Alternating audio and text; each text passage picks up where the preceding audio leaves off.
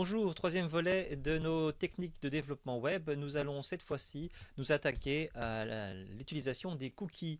Alors les cookies, ce sont des fichiers qui sont enregistrés sur le poste du client, donc de l'internaute, et qui sont automatisés, c'est-à-dire que vous n'allez pas pouvoir définir la façon dont les données sont écrites dans le fichier.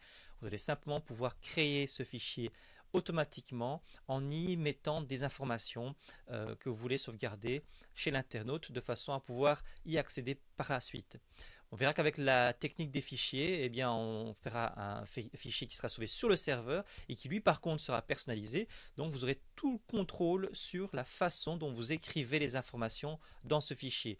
Par contre avec le cookie, c'est automatisé, donc on n'écrit pas comme on veut dans un cookie. Mais tout de suite, on va voir un petit peu à quoi peuvent nous servir les cookies.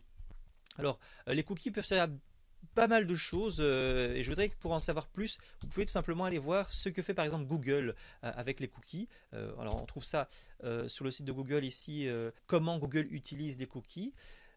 Il est très important, étant donné que les cookies ont eu une mauvaise popularité dans le passé, d'expliquer à vos internautes quand ils arrivent sur votre site que vous utilisez des cookies que vous utilisez tel ou tel type de cookies pour leur faire comprendre à quoi ça va servir dans votre cas particulier.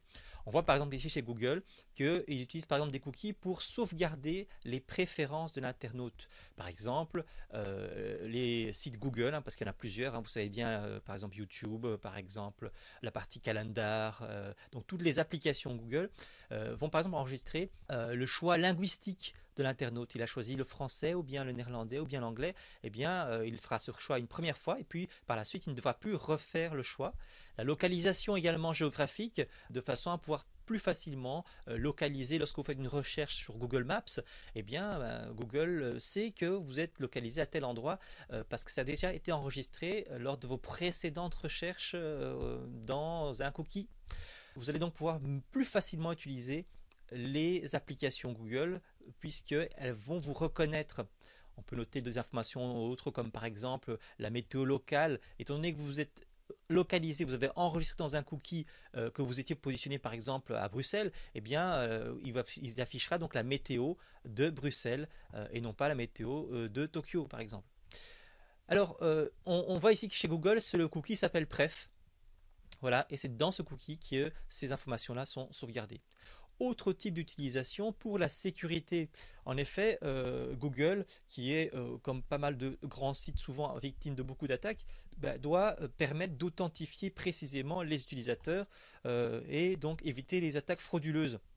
Pour ça, donc, il utilise par exemple le cookie SID pour les sessions. Autre utilisation, les processus. Alors, ce qu'on appelle processus, en fait, c'est lorsque vous créez une application web, un processus, c'est la suite des actions nécessaires pour réaliser une tâche, une opération dans l'application. Par exemple, faire une transaction d'achat, vous allez commencer par mettre des articles dans un panier, et puis après vous allez ajouter des quantités. À un moment donné, vous allez vouloir payer.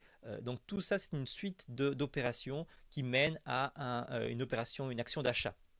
Ce processus-là va générer l'utilisation d'un cookie pour, par exemple, retenir certaines informations de page en page et aussi assurer de façon efficace la réalisation du processus qu'il essaie donc de présenter.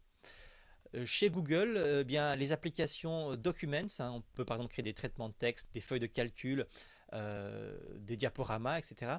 Eh bien, ces documents-là utilisent un cookie LBCS pour assurer que plusieurs documents en fait sont affichés dans un seul navigateur.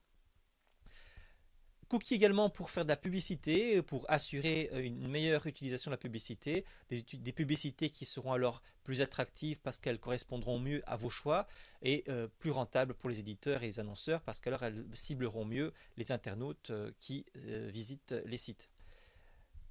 Également des cookies d'état de session. Ces cookies-là peuvent servir par exemple à savoir où en était telle opération à un moment donné pour retenir des statistiques et optimiser l'utilisation des applications. Donc les développeurs vont pouvoir, en analysant ces cookies, eh bien, améliorer les services. Il y a par exemple chez Google, pour YouTube, un cookie Recently Watched Video ID List qui permet donc de garder en mémoire dans le navigateur les vidéos les plus regardées récemment, comme son nom l'indique. Également un cookie pour les Google Analytics, hein. Ça c'est une application qui permet donc d'analyser les statistiques de visite de vos sites web. Eh bien ça passe par l'utilisation d'un cookie à proprement parler.